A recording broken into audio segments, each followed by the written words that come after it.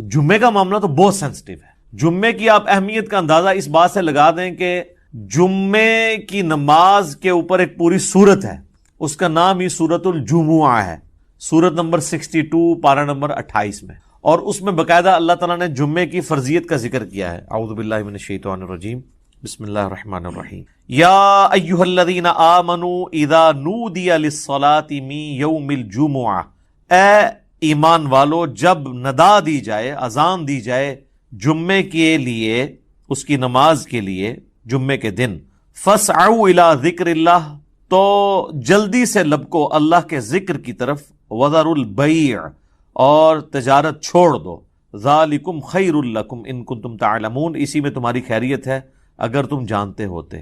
فاذا قضیت الصلاۃ, ہاں جب نماز پڑھ چکو, فانتشروا فی الارض وابتغوا من فضل اللہ, اس کے بعد تم زمین میں پھیل سکتے ہو اور اللہ کے فضل کو تلاش کرو. یعنی آپ صرف جمعے کے اس ٹائم پیریڈ کے لیے آپ نے کاروبار زندگی کو ترک کرنا ہے. وَاذْكُرُوا اللَّهَ كَثِيرًا لَعَلَّكُمْ تُفْلِحُونَ, اور اللہ کو بہت کثرت سے یاد کرو تاکہ تم فلاح پا جاؤ. تو جمعے کی فرضیت قرآن میں آئی ہے, اس سے آپ اس کی اہمیت کا اندازہ لگا سکتے ہیں. باقی جتنی نمازوں کا ذکر ہے وہ جنرل ہے ان کی فرضیت کے اعتبار سے, یا ایون سورۃ النور کے اندر صلاۃ الفجر اور عشاء اور ظہر کا ذکر آیا ہے تو وہ پردے کے اعتبار سے آیا ہے. فرضیت کا جہاں تک ذکر ہے نا اسپیسیفکلی, وہ جمعے کی نماز ہے, اسی لیے اس کی سب سے زیادہ امپورٹنس ہے. اور جمعے کی بھی نماز کی امپورٹنس نہیں ہے, جمعے کی اس ایکٹیویٹی کی امپورٹنس ہے. نماز تو اللہ تعالیٰ نے اس دن ویسے ہی کم کر دی ہے, 4 کی بجائے 2 فرض کر دی ہیں. خطبے کی امپورٹنس ہے, اور یہ مسلمانوں کی ایک ویکلی پولیٹیکل گیدرنگ ہے, اور سالانہ پولیٹیکل گیدرنگ مسلمانوں کی عید کی نمازیں ہیں, اور انٹرنیشنل گیدرنگ سالانہ جو ہے وہ حج کی گیدرنگ. یہ یعنی جمعے کے خطبے اس لیے نہیں ہے کہ یہاں پہ آپ نے لوگوں کو یعنی نکاح, طلاق اور استنجے کا طریقہ یہ ساری چیزیں بتانی ہیں, اصل میں پولیٹیکل ایشوز کو ایڈریس کرنے کے لیے, تاکہ لوگ ایک پیج کے اوپر آئیں مسلمان. اسی لیے جمعے کی گیدرنگ ایک شہر میں ایک سے زیادہ ہونی بھی نہیں چاہیے. یہ تو آج کل ایک چندے کے چکر میں اتنی جامع مسجد بن گئی ہیں, ادروائز اصولاً دیکھا جائے تو ایک شہر میں ایک جامع مسجد ہوگی. ایران میں آپ چلے جائیں, تہران میں ایک جگہ جمعہ ہوتا ہے اور 15 سے 20 لاکھ لوگ ایک جگہ جمعہ پڑھ رہے ہوتے ہیں, اور ایران کا پریزیڈنٹ جمعے کا خطبہ دیتا ہے. یہاں پہ بھی ہمارے پرائم منسٹر کو فیصل مسجد میں خطبہ دینا چاہیے. تو آپ دیکھیں پھر کس طریقے سے قوم ایک جگہ جمع ہوتی ہے. ہم تو ایک قوم بھی نہیں اسی وجہ سے. بہرحال یہ الگ سے ایک ٹاپک ہے. جمعے کی فرضیت کے اعتبار سے سورۃ الجمعہ کافی ہے. بخاری اور مسلم دونوں میں حدیث ہے, نبی صلی اللہ علیہ وآلہ وسلم نے فرمایا کہ اگرچہ ہم سب سے آخر میں آئے ہیں لیکن قیامت والے دن ہم سب سے سبقت لے جائیں گے, یہود و نصارہ سے بھی.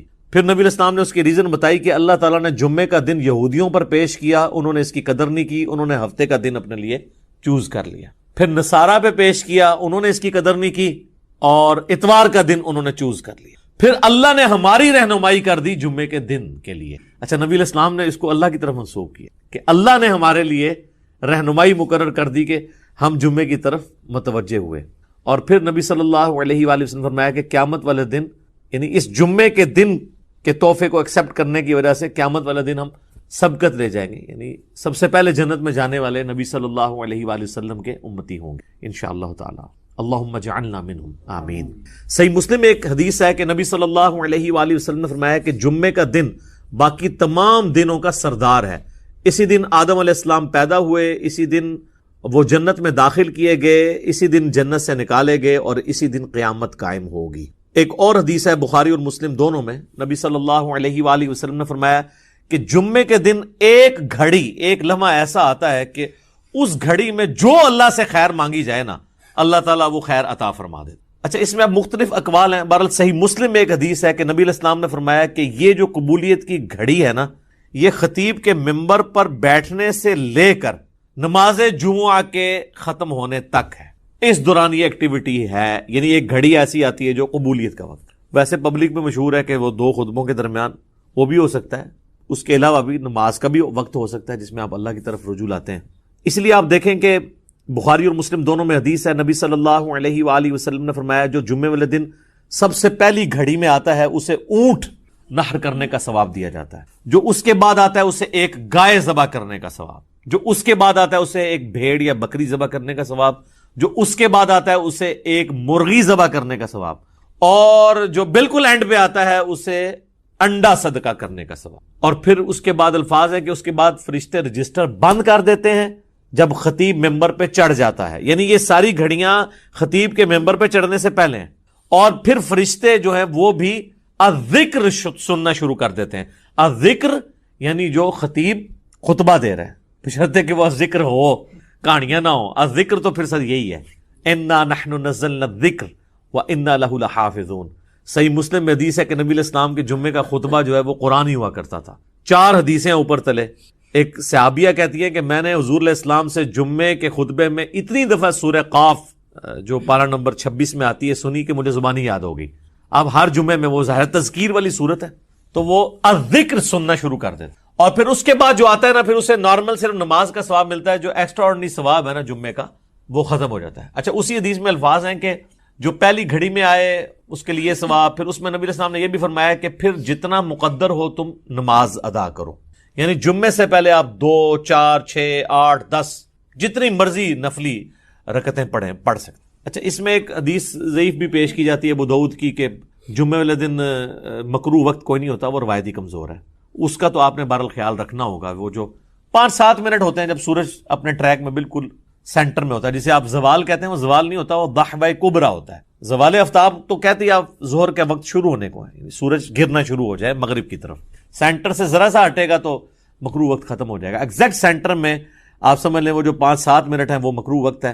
اس سے پہلے بھی آپ نفلی نماز پڑھ سکتے ہیں، اس کے بعد بھی ایگزیکٹ اس وقت نہیں پڑھ سکتے. تو جتنی مقدر ہو پڑھو. البتہ بخاری اور مسلم میں حدیث ہے کہ جب خطیب جو ہے وہ خطبہ دے رہا ہو نا تو پھر آپ نے 2 رکعتیں پڑھنی ہیں، اور اس وقت تک نہیں بیٹھنا جب تک وہ 2 رکعتیں نہ پڑھ لیں. یہ جمعے کے دن کا پروٹوکول ہے، عام نمازوں کے لیے نہیں ہے. اور 2 سے زیادہ پھر نہیں پڑھنی جب خطبہ شروع ہو جائے، کیونکہ اصل مقصد تو خطبہ سننا ہے. اور اگر خطبہ شروع نہیں ہوا تو صحابہ کا جو معمول ہے وہ کم از کم 4 رکعتیں تھی جمعے سے پہلے، کم از کم 2 تو پڑھنی ہے. اور بعد میں صحیح مسلم میں آتا ہے کہ جس نے جمعے کے بعد نماز پڑھنی ہے وہ 4 رکعتیں پڑھے. 2 کر کے بھی پڑھ سکتے ہیں اور اکٹھی 4 بھی پڑھ سکتے ہیں، دونوں طریقے سے ثابت ہے. تو یہ جمعے کی رکعتیں میں نے بتا دی، یعنی ٹوٹل کتنی ہوئی؟ 8. 2 سنتیں پہلے، 2 فرض اور 4 سنتیں بعد میں. اور اگر آپ نے پہلے 4 سنتیں پڑھنی ہیں پھر 10 ہوگی. تو نبی صلی اللہ علیہ وآلہ وسلم نے یعنی یہ ترغیب دلائی ہے کہ جمعے والے دن خطیب کے ممبر پہ چڑھنے سے پہلے پہنچ جائیں. اب حنفیوں کی چونکہ تقریر انہوں نے لادہ کر لی ہوئی ہے تو حنفیوں کے لیے یہ نہیں ہوگا کہ عربی خطبہ سننا ہوگا. وہ بھی جب ممبر پہ خطیب چڑھتا ہے نا اردو خطبے کے لیے تو اس کے بعد رجسٹر ان کے بند ہو جائیں گے. اب چونکہ انہوں نے اپنے پبلک کو پڑھایا ہوا ہے کہ یہ تقریر جو ہے یہ لادہ سے ہے، اصل عربی کے خطبے ہوتے ہیں، پھر لوگ کہتے ہیں پھر اصل ہی آگے سنیں گے جو ہمیں بھی سمجھنا ہے. اور معذرت کے ساتھ جو پڑھ رہے ہوتے ہیں ان کو بھی نہیں سمجھ ہوتی کہ وہ پڑھ رہے کیا ہیں. حقیقت بات ہے، کئی جو ائمہ ہیں آپ ان سے کہنا یہ جو تم نے عربی خطبہ پڑھا اس کا ترجمہ بتاؤ کیا ہے. تو جب پڑھنے والے کو بھی نہیں پتا تو سننے والے کو کیا پتا ہوگا. اس لحاظ سے اہل حدیث نے یہ ٹھیک کیا ہے کہ انہوں نے خطبے تو 2 ہی رکھے اور اللہ کی حمد اور درود کو عربی میں رکھا، باقی انہوں نے جو واعظ اور تقریر جو مقصد تھا تذکیر کرنا اسے اپنی نیٹو لینگویج میں کر دیا، اردو کے اندر، انگلش کے اندر. یہی طریقہ ٹھیک. تو حنفیوں نے وہ تقریر ایک تیسرا خطبہ ایڈ کر دیا اور وہ بھی پھر بیٹھ کے شروع ہو گیا. حالانکہ خطبہ تو کھڑے ہو کے ہوتا ہے جمعے کا، بیٹھ کے تو آپ دے نہیں سکتے. اور اس میں آپ نے سہارا لے کے کھڑا ہونا ہے. وہ کھڑا سہارا ہو کے اس لیے ہوتا ہے کہ تقریر تھوڑی لمبی ہو تو آپ مطلب سہارا لے سکیں. انہوں نے بیٹھ کے خطبہ شروع کر دیا تو یہ بھی ایک خلاف سنت چیز ہے. بہرحال جمعے کی نماز کی امپورٹنس اس حوالے سے آپ نے ذہن میں رکھنی ہے. باقی جمعے میں جمعے کی نماز اور اس کی تقریر کے علاوہ 2 اعمال ایسے ہیں جو اسپیسیفکلی اہمیت کے حامل ہیں. المستدرک للحاکم میں صحیح سند سے یہ حدیث ہے، مشکات کے اندر بھی موجود ہے کہ جو شخص سورۃ الکہف کی تلاوت کر لے جمعے کے دن تو اگلے جمعے تک اس کے لیے ایک نور اللہ کی طرف سے مقرر ہو جائے گا. اور ابو داؤد میں ایک حدیث ہے، مشکات میں بھی ہے، سنن نسائی میں بھی، ابن ماجہ میں بھی، کہ نبی صلی اللہ علیہ وآلہ وسلم نے فرمایا کہ جمعے کا دن جو ہے یہ یوم مشہود ہے، یعنی اللہ کے حضور اعمال پیش ہونے کے اعتبار سے. اور اس دن آدم علیہ السلام پیدا ہوئے اور یہ تمام دنوں کا سردار ہے. تم اس دن مجھ پر کثرت سے درود پڑھو، تمہارا درود مجھ پر پیش کیا جائے گا. تو صحابہ نے عرض کیا اللہ کے محبوب علیہ السلام جب آپ فوت ہو جائیں گے اور آپ کی ہڈیاں مٹی میں مل جائیں گی، یہ الفاظ ہیں حدیث کے، کیونکہ اس وقت 295C اس طرح اپلائی نہیں ہوتی تھی سوال پوچھ، تو تب بھی آپ پہ درود پیش ہوگا. تو آپ نے فرمایا ہاں، ان اللہ حرم علی الارض ان تأکل اجساد الانبیاء، بے شک اللہ تعالیٰ نے حرام کر دیا ہے مٹی کے لیے کہ وہ نبیوں کے جسموں کو کھائے. تو درود مجھ پر اس وقت بھی پیش ہوگا. تو جمعے کا دن اسپیسیفکلی درود شریف کا دن بھی ہے. اللہم صلی علی محمد وعلی آل محمد. اب آ جائیں وہ جمعے کی تاریخ کے اعتبار سے. صحیح مسلم میں ایک حدیث ہے، نبی علیہ السلام نے فرمایا کہ لوگوں جمعہ چھوڑنے سے باز آ جاؤ، ورنہ ایسا نہ ہو کہ اللہ تعالیٰ تمہارے دلوں پر مہر لگا دے. اور یہ مہر وہ ہے صم بکم عمی فہم لا یرجعون، ختم اللہ علی قلوبہم وعلی سمعہم وعلی ابصارہم والعیاذ باللہ تعالی. اور جامع ترمذی میں حدیث ہے جس نے مسلسل 3 جمعے چھوڑ دیے اللہ تعالیٰ اس کے دل پر مہر لگا دے گا. اچھا، اسی وجہ سے یہ پبلک مشہور ہے کہ 3 کٹھے نہیں چھوڑنے چھوٹنے. اندازہ کریں آپ، ان کو پتہ ہی نہیں ہے کہ یار مطلب صرف جمعہ ہی ہے مسلمان کے لیے، 3 نہیں چھوٹنے چاہیے. وہ کہتے ہیں نہیں، مسلم شریف میں حدیث ہے نا کہ ایک جمعے سے لے کر دوسرا جمعہ درمیان کے گناہوں کا کفارہ ہے. یعنی جو کام چک کے رکھو جمعہ پڑھ لو کام ختم. تو یہ پوری حدیث اس طرح نہیں ہے میرے بھائی، پوری حدیث اس طرح ہے اگر کبیرہ گناہوں سے بچا جائے تو ایک جمعے سے دوسرا جمعہ، اس تو بھی آسان کام، ایک رمضان سے دوسرا رمضان. شکر ہے تسی اے نہیں لے آیا جمعہ دے ہفتے بعد پھر اللہ کی بارگاہ. ایک رمضان سے دوسرا رمضان اور ایک نماز سے دوسری نماز درمیان کے گناہوں کا کفارہ ہے اگر کبیرہ سے بچا جائے. تو سب سے کبیرہ گناہ شرک کے بعد اگر کوئی ہو سکتا ہے تو وہ فرض نماز چھوڑنا ہے. تو اگر کبیرہ گناہ نہیں کیے، یعنی ایک جمعے سے لے کر اگلے جمعے تک کوئی نماز نہیں چھوڑی، پھر چھوٹے گناہ معاف ہوں. نماز چھوڑنے سے بڑا کون سا گناہ ہے؟ صحیح مسلم میں حدیث ہے بندے کے ایمان، شرک اور کفر کے درمیان فرق نماز ہے. جامعہ ترمذی میں حدیث ہے شقیق تابعی کہتے ہیں کہ صحابہ کرام صرف تارک الصلاح کی تکفیر کرتے تھے، جو نماز چھوڑنے والا نا اسے کافر سمجھتے تھے، اس کے علاوہ کسی گناہ کے اوپر وہ کفر کا فتویٰ نہیں لگاتے تھے. ابو داؤد ترمذی میں حدیث ہے جس نے جان بوجھ کے نماز چھوڑی گویا اس نے کفر کیا. یہ تو بڑا سینسٹیو معاملہ ہے، کفر اور شرک کے درمیان فرق جب نماز ہے. اور اس سے بھی بڑھ کر سورۃ الروم کی وہ جو آیت ہے منیبین الیہ، رجوع لاؤ اللہ کی طرف، وَأَقِيمُوا الصَّلَاةَ وَلَا تَكُونُوا مِنَ الْمُشْرِكِينَ، اور نماز کو قائم رکھنا، دیکھنا مشرکوں میں سے نہ ہو جانا. نماز چھوڑنے والے کو اللہ تعالیٰ فرمایا گویا کہ وہ مشرک ہے. پاکستان کے شناختی کارڈ میں مسلمان ہے، اللہ کے ہاں وہ عملاً مشرک ہے، عملاً کافر ہے. ہاں ٹھیک ہے، ہم عقیدے میں فتویٰ نہیں لگاتے، باقی اس کا اور اللہ کا معاملہ ہے. پھر سنن ابن ماجہ میں حدیث ہے ابو درداء اصحاب صفہ میں سے ہیں، وہ کہتے ہیں کہ نبی علیہ السلام نے بڑے پیارے الفاظ ہیں، میرے خلیل نے مجھے 3 وصیتیں کی. نمبر 1، اللہ کے ساتھ شرک نہ کرنا، خواہ تمہارے ٹکڑے ٹکڑے کر دیے جائیں یا تمہیں آگ میں جلا دیا. نمبر 2، کبھی نماز، فرض نماز نہ چھوڑنا ورنہ اللہ کے ہاں تمہارا ذمہ اٹھ جائے گا، یعنی اللہ کو پھر کوئی پرواہ نہیں.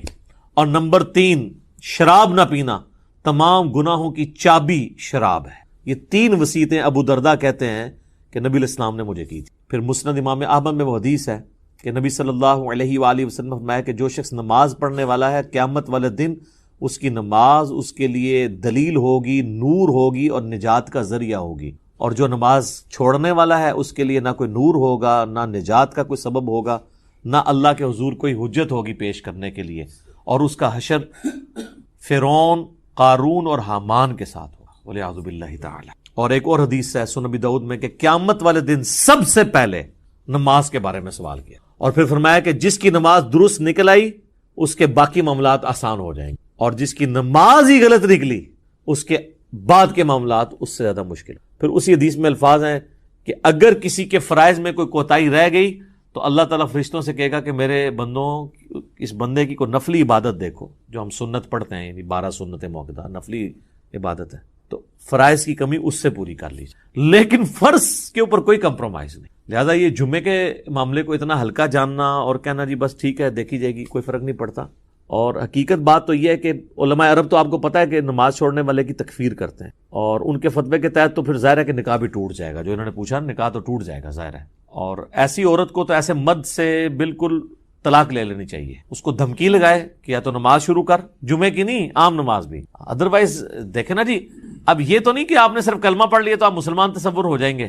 یعنی اسلام 3 چیزوں کا نام ہے نا، اقرار باللسان، زبان سے اقرار کرنا، وتصدیق بالقلب، اور دل سے تصدیق کرنا، وعمل بالجوارح، اور اپنے اعمال کے ساتھ، جوارے کے ساتھ اس کو ایگزیکیوٹ بھی کرنا. جب میں آپ کو حدیث بتا رہا ہوں جامعہ ترمذی کی کہ صحابہ کرام علیہم رضوان تارک الصلاح کی تکفیر کرتے تھے، آپ نے عمر سیریز میں نہیں دیکھا کہ جب وہ جاتے ہیں جو مرتدین قبائل کی طرف، جن کی طرف ان کو خبر ملتی ہے کہ یہ مرتد ہوئے ہیں، تو وہ کہتے ہیں اذان دو. جواب میں اگر وہاں سے اذان کی آواز آتی ہے تو وہ پھر حملہ نہیں کرتے تھے، اور نہیں آتی تھی تو پھر وہ یعنی وہ ان کے لیے جو ٹیسٹن انہوں نے رکھا ہوا تھا نا، چیک پوائنٹ، وہ نماز تھی. اب مجھے بتائیں صحابہ اگر اس وقت دنیا میں آ جائیں، اور ہم جو اس وقت کلیم کر رہے ہیں کہ دنیا کا سب سے بڑا اسلامی ملک پاکستان ہے نا، کہتے ہیں انڈونیشیا کو بھی پیچھے چھوڑ دیا نا اب، آبادی کے اعتبار سے، تو وہ پاکستان کے شناختی کارڈ میں جو لکھا ہے اس اعتبار سے تو واقعی سب سے بڑا ہے، لیکن اگر اس کو اللہ کے کرائٹیریا میں دیکھا جائے تو یہ کہاں پہ کھڑا ہوگا ملک؟ میرا خیال ہے پاکستان میں 1% سے بھی کم لوگ ہیں جو 5 وقت کی نماز پڑھتے ہیں، اور جمعہ پڑھنے والے بھی ہارڈلی 5% ہوں گے، 5 سے 10%، اور یہ یہاں پہ ایشو ہے، ورنہ سعودیہ میں آپ چلے جائیں تو آپ کو یہ ریشو 80% پلس نظر آئے گی۔ انڈونیشیا، ملیشیا میں 80% زیادہ لوگ عام نماز بھی پڑھتے ہیں، جمعہ چھوڑنے کا تو کوئی تصور ہی نہیں ہے وہاں پہ، کیونکہ وہاں پہ فقہ شافعی، اور فقہ شافعی کے تحت جو نماز نہیں چھوڑتا وہ کافر ہے۔ اور مجھے نہیں سمجھ آتی اس کو فقہ میں کیوں الجھا دیا انہوں نے کہ جی امام حنیفہ نے بھی کوئی ہلکی اس کی سزا نہیں بتائی ہوئی ہے، وہ کہتے ہیں جو تارک الصلاح ہے اسے قید کیا جائے گا یہاں تک کہ وہ نماز شروع نہ کر دے، پھر اسے چھوڑا جائے گا، تو یہ بھی سزا کوئی چھوٹی نہیں ہے۔ باقی 3 ائمہ تو کہتے ہیں کہ اسے قتل کیا جائے گا، وہ مرتد ہی اسے تصور کرتے ہیں، تارک الصلاح۔ تو اب چونکہ سختی نہیں ہوئی ہے تو پھر آپ انجام دیکھ لیں۔ کہتے ہیں جی وہ سب سے زیادہ حنفی ہیں، اسی لیے سب سے زیادہ بے نمازی دنیا میں، کیونکہ آپ تکفیر نہیں کرتے بے نمازی کی، تو جب حنفی زیادہ ہوں گے تو بے نمازی زیادہ ہوں گے۔ حالانکہ اسے حنفی شافیت کا مسئلہ ہی نہیں، یہ تو مسلم شریف میں حدیث ہے نا، یہ کوئی امام شافعی کا قول تو نہیں ہے۔ صحیح مسلم میں کتاب الایمان میں پہلے چیپٹر کے اندر یہ حدیث موجود ہے کہ بندے کے کفر اور اسلام کے درمیان فرق نماز ہے۔ اس حدیث کو تو مطلب امام شافعی یا احمد بن حنبل یا امام مالک کے کسی دھکے کی یا انہوں موڈا دینے کی ضرورت نہیں ہے نا، یہ حدیث خود ہی۔ اور اس سے بڑھ کر سورہ روم کی آیت وَأَقِیمُوا الصَّلَاةَ وَلَا تَکُونُوا مِنَ الْمُشْرِکِینَ، نماز قائم رکھنا اور دیکھنا مشرکین میں شامل نہ ہونا۔ تو جناب یہ جمعوں وغیرہ کے چکر سے ذرا باہر نکلیں، جمعے والی بات تو یعنی یہ تو بہت بڑی بات ہے۔ عام نماز بھی اگر کوئی شخص چھوڑتا ہے، تارک الصلاح ہے، تو وہ قانوناً تو اسلام کی روح سے تو وہ اسلام سے خارج ہو جائے گا، الا یہ کہ وہ توبہ کر لے۔ ویسے تو یہ چھوٹے موٹے، ویسے تو ان کو یہ پڑھایا ہوا ہے کہ اگر کوئی بریلوی دیوبندی کے پیچھے جا کے نماز پڑھ لے یا اس کا نماز جنازہ تو اس کا نکاح ٹوٹ جاتا ہے، تجدید ایمان بھی اسے کرنا پڑتا ہے۔ اس سے کبھی یہ نہیں بتایا گیا کہ تو نماز نہیں پڑھتا تو اس پہ بھی تیرا نکاح ٹوٹے گا۔ کتنا یا دیکھیں آپ کتنا بڑا مسئلہ ہے، یعنی جو بڑا ایشو تھا وہ نہیں بتایا گیا اسے کہ نماز چھوڑنے سے بھی تیرا نکاح ٹوٹ سکتا ہے، نماز چھوڑنے کی وجہ سے بھی تیری بیعت، چلے جو بھی انہوں نے ایک ٹوٹی پوٹی فارم میں اپنا ایک سلسلہ شروع کیا ہے وہ ٹوٹ سکتا ہے۔ ادھر تو وہ جن کے بیعت ہوئے ہوتے ہیں وہ نہیں نماز پڑھتے، خود کہاں سے پڑھنی ہے انہوں نے؟ اللہ ماشاءاللہ بہت کم لوگ ہیں کہ جو نماز پڑھتے ہوں۔ کل یہاں پر میں 3 وظیفے ایسے بتاؤں گا انشاءاللہ جو ٹاپ آف دا لسٹ 3 وظائف ہیں مصیبت اور پریشانی میں تکلیف دور کرنے کے لیے، سنت وظائف آپ صلی اللہ علیہ وسلم کی طرف سے تعلیم فرمائے ہوئے۔ ان میں سے پہلا وظیفہ یہی جس کا قرآن میں بھی ذکر آ گیا کہ جو ان الفاظ کے ساتھ ہمیں پکارے گا، اللہ تعالیٰ فرماتا ہے کذالک ننجی المؤمنین، ہم اہل ایمان کو بھی نجات دیں گے اس طریقے سے، صرف یونس کو نہیں، اہل ایمان کو بھی۔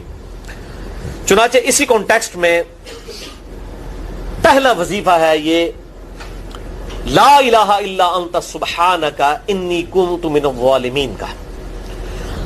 لیکن اس سے پہلے میں ایک امپورٹنٹ بات کروں دعا کے حوالے سے کہ دعا کی قبولیت کا ایک پروٹوکول بھی ہے۔ ویسے تو آپ مسئلہ 82 دیکھیں گے، اس میں نے اور باتیں بھی کی ہیں، ٹاپک دوسری طرف چلا جائے گا، لیکن انصاف ہے کہ میں اس چیز کو بھی ایڈریس کروں۔ جامعہ ترمذی میں صحیح سند کے ساتھ یہ حدیث موجود ہے، انٹرنیشنل نمبر کے مطابق 593 نمبر حدیث ہے، اور یہ حدیث مشکات میں آپ کو پہلی جلد میں درود شریف والے چیپٹر میں بھی مل جائے گی۔ اور مشکات کو میں نے ڈکلیئر کیا ہے مشکات از دا انسائکلوپیڈیا آف حدیث، یعنی آپ کو جتنی حدیثیں سکیٹرڈ فارم میں ملیں گی کتب ستہ اور اس سے بھی باہر 13 کتابوں میں، مشکات میں آپ کو مل جائے گی۔ میں نے اسی لیے مشکات میں پورا لیکچر ریکارڈ کروا دیا ہے، مسئلہ نمبر 111B کے عنوان سے مشکات المصابیح کا مکمل تعارف، وہ ضرور دیکھیں۔ یعنی مشکات 3 جلدوں میں آپ لے لیں تو انسائکلوپیڈیا آف حدیث آپ کے پاس آ گیا۔ 6294 احادیث ہیں، اور اس میں چونکہ احادیث کی تکرار نہیں ہے تو کتب ستہ اس کے علاوہ بھی 12-13 کتابیں جو ہیں اس میں کور ہیں، اس میں بھی یہ حدیث موجود ہے۔ جامعہ ترمذی میں انٹرنیشنل نمبر کے مطابق 593 نمبر۔ سیدنا عبداللہ ابن مسعود رضی اللہ تعالیٰ عنہ کہتے ہیں کہ ایک دفعہ میں آپ صلی اللہ علیہ وسلم کی موجودگی میں نماز پڑھ رہا تھا، اور سیدنا ابو بکر اور عمر رضی اللہ تعالیٰ عنہما وعلیہم السلام وہ بھی وہاں پہ موجود تھے۔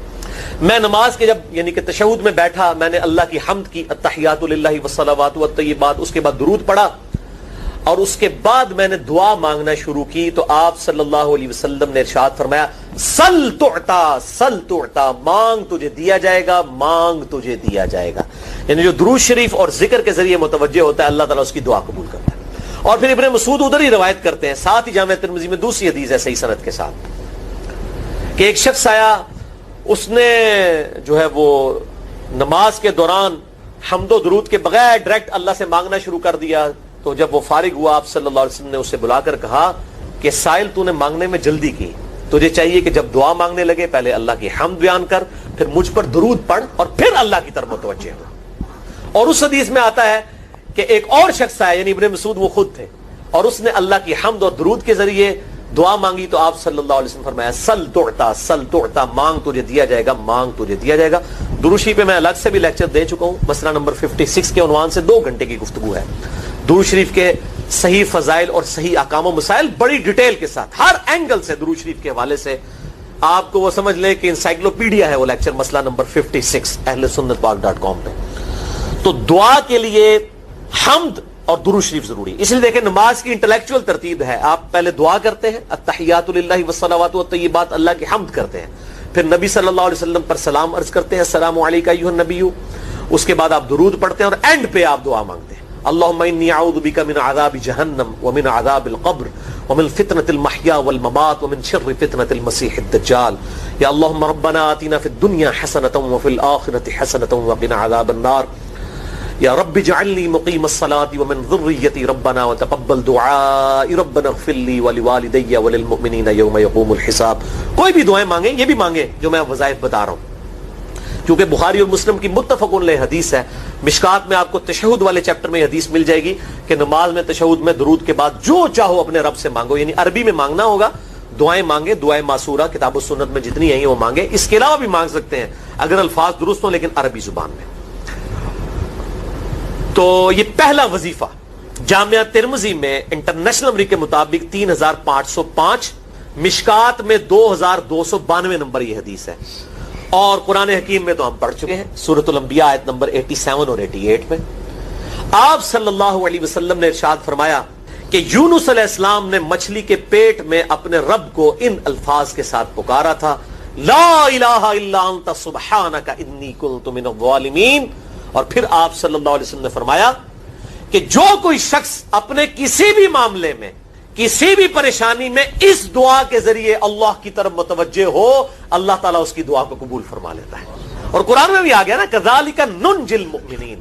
اور کتنا بڑا فتویٰ آیا میرے بھائیوں, سورہ الصافات 143 144, فلولا انہ کان من المسبحین, اگر یونس ہمیں ان الفاظ میں ہماری تسبیح نہ کرتا للبث فی بطنہ الی یوم یبعثون, تو مچھلی کے پیٹ میں قیامت تک مچھلی کے پیٹ میں رہتا اگر اس طرح نہ ہمیں پکارتا, اس کی قبر مچھلی کا پیٹ بن جاتی.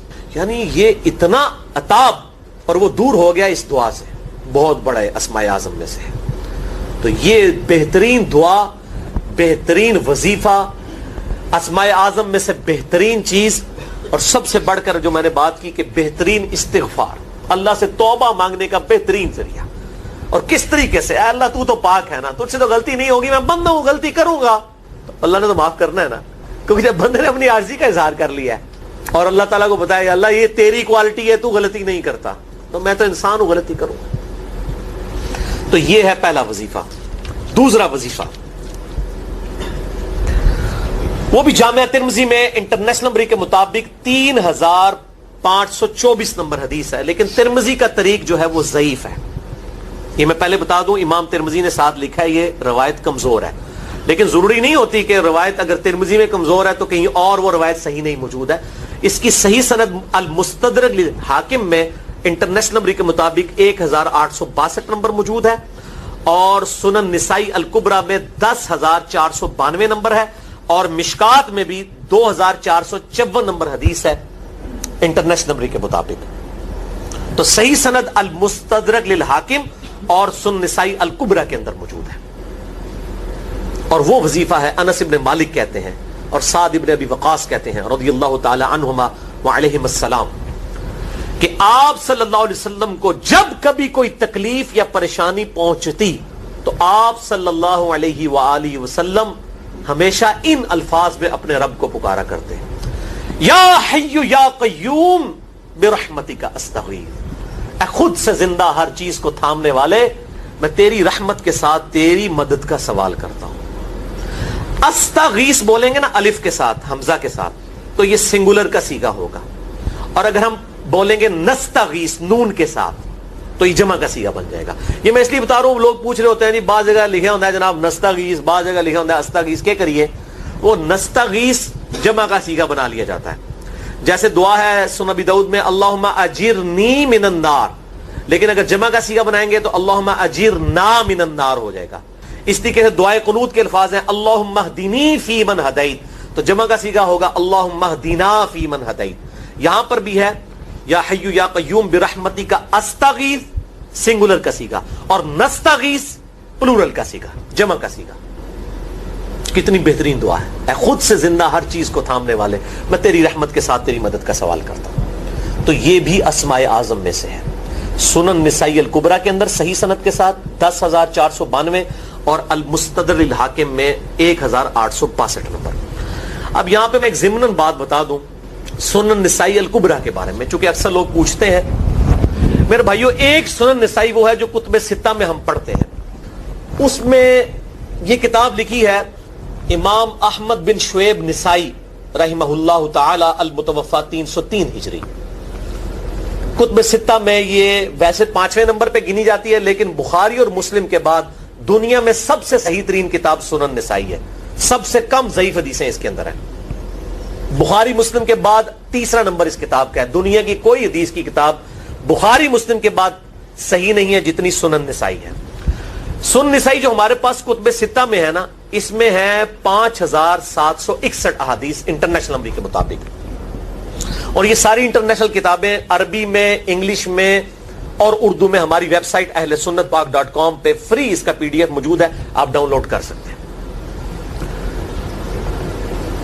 5,761 احادیث ہیں اس سنن نسائی میں جو ہمارے پاس ہے. اسے ویسے ٹیکنیکل لینگویج میں کہا جاتا ہے سنن نسائی الصغریٰ, چھوٹی سنن نسائی, کیونکہ امام نسائی نے یہ کتاب نہیں لکھی تھی. امام نسائی نے کتاب لکھی تھی سنن نسائی الکبریٰ, بڑی سنن نسائی, اور اس میں حدیث ہیں انٹرنیشنل نمبر کے مطابق 11,770. بخاری مسلم سے بھی زیادہ حدیث ہیں اس میں. لیکن یہ امام نسائی کے ایک شاگرد تھے امام ابن السنی, انہوں نے اس کو مختصر کر کے نا چھوٹی کتاب بنا دیا, اور اب پبلک میں یہی چھوٹی کتاب مشہور ہے. اس کی وجہ سے جب ہم سنن نسائی الکبریٰ کا آپ مشکات میں دیکھیں گے نا تو وہ فرق نہیں کرتے ہیں. جب وہ سنن نسائی کا حوالہ دیتے ہیں نا تو آپ کو نسائی میں وہ ملے گا بھی نہیں, وہ الکبریٰ میں ہوتا ہے, کیونکہ وہ اس تفریق کو مانتے نہیں, وہ تو سنن نسائی الکبریٰ کو سنن نسائی مانتے ہیں. جبکہ ہماری پبلک جو ہے وہ سنن نسائی, وہ میں اب حوالہ دے رہا ہوتا ہوں کہ جی سنن نسائی الکبریٰ میں 9,928 نمبر حدیث ہے کہ جو آیت الکرسی پڑھ لے فوراً بعد کسی بھی نماز کے فرض کے فوراً بعد تو مرتے ہی جنت میں داخل ہوگا. تو لوگ کہتے ہیں جناب نسائی تے حدیثیں جناب 5,761 نے, تسی 9,928 کی تمہیں دس دیو.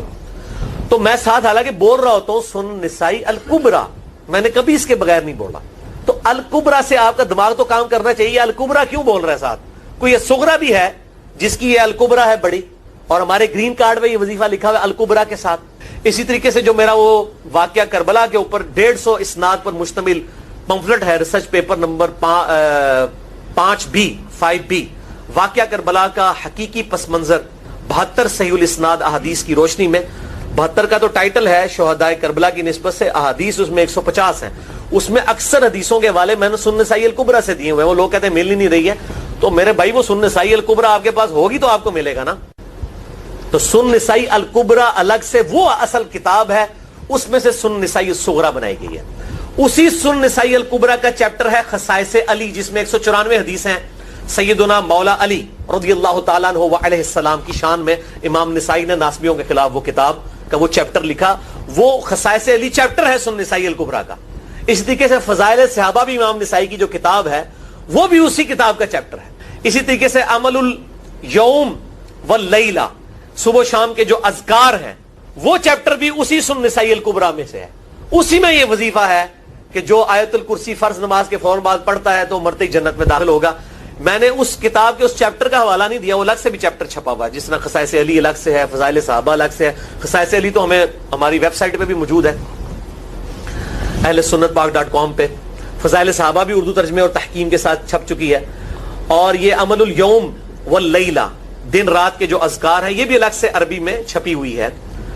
تو میں اس کا حوالہ نہیں دیتا, میں سنن نسائی الکبریٰ کا کہتا ہوں 9,928 آیت الکرسی کا وظیفہ. تو یہ سنن نسائی الکبریٰ کا میں نے حوالہ دیا ہے یا حی یا قیوم برحمتک استغیث 10,492 صحیح طریق ہے. بعض اوقات کسی ایک کتاب میں ضعیف، ترمذی کا اس کا طریق جو ہے وہ ضعیف ہے، سنن نسائی الکبریٰ اور المستدرک للحاکم کا طریق جو ہے وہ بالکل صحیح ہے. جس طریقے سے سنن ابی داؤد اور سنن ابن ماجہ میں کتاب النکاح چیپٹر میں حدیث ہے، اگر میں سجدہ جائز سمجھتا تو بیویوں کو کہتا کہ اپنے خامدوں کو سجدہ کریں اس حق کے سبب جو اللہ نے ان کو دیا ہے. تو ابو داؤد اور ابن ماجہ کی روایت ضعیف ہے، اس میں شریک القاضی مدلس ہے اور ان سے روایت کر رہے ہیں، اور مدلس کی ان والی روایت سما کی تصریح کے بغیر ضعیف ہوتی ہے. لیکن ہم اس حدیث کو صحیح کہتے ہیں کیونکہ اس سما کی تصریح سنن البہیقی کے اندر موجود ہے، الکبریٰ میں، تو ہم پھر اس کی بنیاد پہ کہتے ہیں چونکہ وہاں پر صحیح، لہذا اس کو ہم کہتے ہیں شواہد کی بنیاد پہ صحیح. یہ میں آپ کو ٹیکنیکل چیزیں بتا رہا ہوں، یہ وہ چیزیں جو آپ کے کئی وہ جو بڑے بڑے علماء پڑھ کے فارغ ہوتے ہیں ان کو بھی یہ باتیں نہیں پتا ہوتی ہیں. وہ کہتے ہیں جناب آپ کتوں پڑھے ہو، اور میں کہنا پائی میرے آئنسٹائن تے نیوٹن کو کسی مدرسے تو پڑھنے کی ضرورت نہیں ہوتی. نیوٹن 8ویں کلاس ہی نسیا ہوا ہے، آج نیوٹن ہوتے پی ایچ ڈی ہوتی فزکس تھی. مجھے غامدی صاحب کا جملہ یاد آیا، ان سے کسی نے پوچھا کہ یہ جو روایتی علماء ہیں اور مولانا مودودی آپ ان کو کیسے دیکھتے ہیں؟ ان کا روایتی علماء جو ہیں یہ تو مدرسوں کے سٹوڈنٹس اور فاروق تحصیل ڈگری ہولڈر ہیں، اور مودودی صاحب جو ہیں ان کی مثال تو آئنسٹائن اور نیوٹن والی ہے، ان کے اوپر پی ایچ ڈیز ہوتی ہیں. یہ گاڈ گفٹڈ صلاحیتیں ہوتی ہیں. ان مدرسوں کی آؤٹ پٹ مودودی صاحب اور ڈاکٹر اسرار، ڈاکٹر ذاکر نائک اور احمد دیدار صاحب تو نہیں ہو سکتے. یہ گاڈ گفٹڈ صلاحیتیں ہوتی ہیں. تو میں اس لیے ساتھ ساتھ کلیئر کر رہا ہوں تاکہ یہ جو ایمبیگوٹیز آتی ہیں اس حوالے سے وہ کلیئر ہو جائے. بہرحال یہ دوسرا وظیفہ ہو گیا. اب تیسرا وظیفہ جو ہے کمال وظیفہ، صحیح بخاری میں موجود ہے، انٹرنیشنل نمبر کے مطابق 4563 نمبر. ابن عباس رضی اللہ تعالی عنہما کہتے ہیں وعلیہم السلام، وہ کہتے ہیں کہ سیدنا ابراہیم علیہ السلام کو جب آگ میں پھینک رہے تھے نا تو ابراہیم علیہ السلام نے اس وقت کہا تھا حسبنا اللہ ونعم الوکیل، ہم نے اللہ ہی پر بھروسہ کیا اور وہی بہتر کارساز ہے.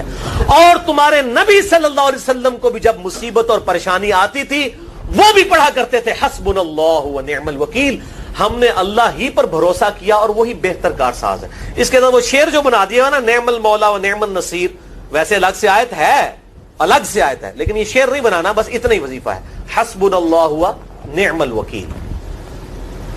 اور یہ جو انہوں نے کہا کہ نبی صلی اللہ علیہ وسلم بھی یہ کہتے تھے، اس کا ذکر الحمدللہ قرآن میں بھی موجود ہے، اس سے بھی بڑھ کر سورہ آل عمران کی 173 نمبر آیت میں ہے کہ جب نبی صلی اللہ علیہ وسلم اور اہل ایمان کو یہ خبر پہنچی کہ کافر ان کے خلاف سازشیں کر رہے ہیں تو نبی اور اہل ایمان نے پکارا حسبنا اللہ و نعم الوکیل. تو حسبنا اللہ و نعم الوکیل قرآن کی آیت بھی ہے، اور یہ ہے وہ آیت، وظیفہ قرآن میں آیا ہوا ہے. یہ آل عمران 173 اور صحیح بخاری 4563. اور مجھے بڑا وجد آیا کہ ابراہیم علیہ السلام کو جب آگ میں پھینکنے لگے تھے انہوں نے اس وقت اللہ کو ان الفاظ کے ساتھ پکارا حسبنا اللہ و نعم الوکیل. اچھا، یہ جتنے بھی مرہقہ کہ وہ جنات کے مردوں کی پناہ حاصل کرتے ہیں، اور اس چیز نے جنوں کو غرور میں ڈال دی. اگلے زمانوں میں بھی ہوتا تھا، اب بھی ہے، کہ جب کبھی بھی سفر کرتے تھے نا تو جا کے وہ کسی جنگل سے گزر رہے ہوتے تھے نا تو اس جنگل میں داخل ہوتے ہی کہتے تھے کہ اس جنگل کے سب سے بڑے جن کی پناہ میں ہم آتے ہیں، نعوذ باللہ، بجائے اللہ کی پناہ مانگنے. بخاری اور مسلم میں ابن مسعود رضی اللہ تعالیٰ عنہ کا قول موجود ہے، سورہ بنی اسرائیل کی آیت نمبر 56 ہے، جس میں اللہ تعالیٰ فرماتا ہے کہ یہ جن ہستیوں کو اللہ کے سوا پکار رہے ہیں نا، وہ ہستیاں تو خود اللہ سے امید رکھتی ہیں، اللہ کی طرف متوجہ ہوتی ہیں، اللہ کے عذاب سے ڈرتی رہتی ہیں، اس کی رحمت کی امیدوار ہیں، اور یہ بیوقوف انہی ہستیوں کو پکار رہے ہیں. اس آیت کی تفسیر میں آیت نمبر 56 بنی اسرائیل کی ابن مسعود رضی اللہ تعالیٰ عنہ کا قول بخاری اور مسلم دونوں میں موجود ہے. وہ کہتے ہیں کہ یہ ان جنات کے بارے میں نازل ہوئی کہ جن جنات کی لوگ پناہ حاصل کیا کرتے تھے جنگلات میں جا کے. ان میں سے کئی جنات ایسے بھی ہوتے تھے جو خود مواحد ہوتے تھے اور وہ مذاق اڑاتے تھے، یہ انسان دیکھو ہماری پناہ حاصل کر رہے ہیں، ہماری کیا اوقات ہے. میں آپ کو بتاؤں، یعنی لوگ جنات سے ڈرتے ہیں اور جن انسانوں سے ڈرتے ہیں. تو یہاں پہ وہ جنات کہہ رہے ہیں کہ جب سے پناہ لینی شروع کی ہے نا انسانوں نے، انسان بزدل ہوئے نا، تب سے ہی جنات کے اندر غرور آ گیا. ان کو تو پتہ ہی نہیں تھا کہ اچھا یہ تو ہماری پناہ حاصل کر رہے ہیں، تو وہ اور اکڑ گئے کہ ہم انسانوں سے سپیریئر ہیں، ورنہ انسان سے کیسے سپیریئر ہے جن. وَأَنَّهُمْ ظَنُّوا كَمَا ظَنَنْتُمْ أَلَّنْ يَبْعَثَ اللَّهُ أَحَدًا، اور یہ کہ انسانوں نے یہ بھی گمان کیا جیسے تم گمان کرتے ہو کہ اللہ اب کسی کو رسول بنا کر نہیں بھیجے گا. اچھا، اس سے اشارہ مل گیا کہ یہ کرسچن جن تھے، اور ظاہر ہے کہ نبی علیہ السلام اور عیسیٰ علیہ السلام کے درمیان آلموسٹ 600 سال کا فرق ہے. عیسیٰ علیہ السلام 33 عیسوی میں اٹھائے گئے ہیں اور نبی علیہ السلام 571 عیسوی میں پیدا ہوئے ہیں. اور صحیح بخاری میں بھی حدیث موجود ہے کہ نبی علیہ السلام اور حضرت عیسیٰ علیہ السلام کے درمیان 600 سال کا فرق ہے. اسے فترت کا پیریڈ کہتے ہیں, ایسا پیریڈ جس میں کوئی پیغمبر مبعوث نہ ہوا ہو. پوری دنیا میں کوئی پیغمبر نہیں آیا ان 600 سالوں میں. سورۃ المائدہ میں بھی اس کا ذکر موجود ہے کہ اب ایک فترت کے پیریڈ کے بعد ہمارے پیغمبر آ گئے ہیں. ایسا نہ ہو کہ تم یہ کہو کہ ہمارے پاس کوئی ڈر سنانے والا نہیں آیا, تو ہم نے ڈر سنانے والا اور خوشخبری سنانے والا تمہارے پاس محمد رسول اللہ صلی اللہ علیہ وآلہ وسلم کی مبارک ہستی کی فارم میں بھیج دیے ہیں, تم ان کے اوپر ایمان لاؤ. تو اس کو کہتے ہیں فترت کا پیریڈ. یہ فترت تا کے ساتھ ہوتی ہے, توئیں کے ساتھ نہیں, تو کے ساتھ نہیں ہوتی. تا 2 نقطوں والا, فا 2 نقطوں والا تے, را اور تا. ایک فطرت ہے, وہ کہتے ہیں نیچر کو. یہ فترت لفظ ہے. فترت کا مطلب ہے گیپ والا پیریڈ. جیسے ہم نبی علیہ السلام کے ماں باپ کو اہل فترت میں شمار کرتے ہیں, اس پیریڈ میں جس پیریڈ میں کوئی ڈر سنانے والا ان کے پاس نہیں آیا, لہذا ان کو کافر نہیں کہا جائے گا بلکہ ان کو اہل فترت کہا جائے گا. تو وہ کہتے ہیں کہ انسانوں اور جنوں نے تو یہ گمان کیا ہوا تھا کہ اب شاید کوئی پیغمبر آئے گا ہی نہیں. وَأَنَّا لَمَسْنَا السَّمَاءَ فَوَجَدْنَاهَا مُلِئَتْ حَرَسًا شَدِيدًا وَشُهُبًا. تو سنو, ہم نے ٹٹولنا چاہا آسمان کو تو ہم نے سخت پہروں اور شہاب ثاقب سے بھرا ہوا پایا. یعنی آپ کو پتا جنات کی پرواز بہت زیادہ ہے, اڑ سکتے ہیں, ان کو آکسیجن نہیں ضرورت زندہ رہنے کے لیے. تو نبی علیہ السلام کی بعثت سے پہلے جنات پرواز کر کے آسمانوں کے کناروں تک پہنچ جاتے تھے. وہاں فرشتوں کی آوازیں چھپ کے وہ جو ڈسکشن کر رہے ہوتے تھے کہ اللہ تعالیٰ نے ہمارے ذمہ یہ کام لگایا ہے, وہ سنا کرتے تھے اور آ کے دنیا کے کاہنوں کو, جادوگروں کو بتا دیتے تھے. اسی لیے کچھ بات صحیح بھی نکل آتی تھی, کچھ غلط بھی, مکس کر کے بتاتے تھے. تو یہ جنات کہتے ہیں کہ ایک تو ہم نے یہ قرآن سنا تو اب ہمیں پتا چلا کہ اچھا کچھ عرصے سے ہم جب آسمان کی طرف جاتے ہیں تو آسمان پہ سخت پہرے لگے ہوئے ہیں فرشتوں کے, جو ہمیں اوپر نہیں جانے دیتے اور قریب نہیں لگنے دیتے اور فرشتوں کی باتیں نہیں سننے دیتے, اور ہم پر شہاب ثاقب فائر ہونا شروع ہو جاتے ہیں, میٹرائڈز. اب پتا چلا کہ یہ آسمان اتنے پہرے میں کیوں تھا, کیونکہ جب پیغمبر آیا ہوتا ہے نا تو اللہ تعالیٰ پھر پیغمبر کی حفاظت کرتا ہے کہ پیغمبر کے ہوتے ہوئے کوئی غلط خبریں نہ مشہور کرے. اور یہ اب قیامت تک کے لیے پہرا ہے. اب جنات کے اوپر بین ہو گیا. تو اب ذرا ان کی ذرا ٹیکنیکل گفتگو سنیں. وہ کہتے ہیں اچھا اب پتا چلا کہ یہ جو آسمان پہرے میں تھا اور وہاں پہ شہاب ثاقب ہم پہ فائر ہو رہے تھے راکٹ اللہ کی طرف سے, وہ اس لیے تھے وَأَنَّا كُنَّا نَقْعُدُ مِنْهَا مَقَاعِدَ لِلسَّمْعِ. اور اس سے پہلے تو ہم بڑے آرام سے ان مقامات پر جایا کرتے تھے اور باتیں کان لگا کے سنا کرتے تھے. لیکن اب کیا حالت ہے, فَمَن يَسْتَمِعِ الْآنَ. اب اگر ہم سننے کی کوشش کرتے ہیں يَجِدْ لَهُ شِهَابًا رَصَدًا, تو ہم میں سے کسی نہ کسی کے اوپر شہاب ثاقب داغ دیا جاتا ہے.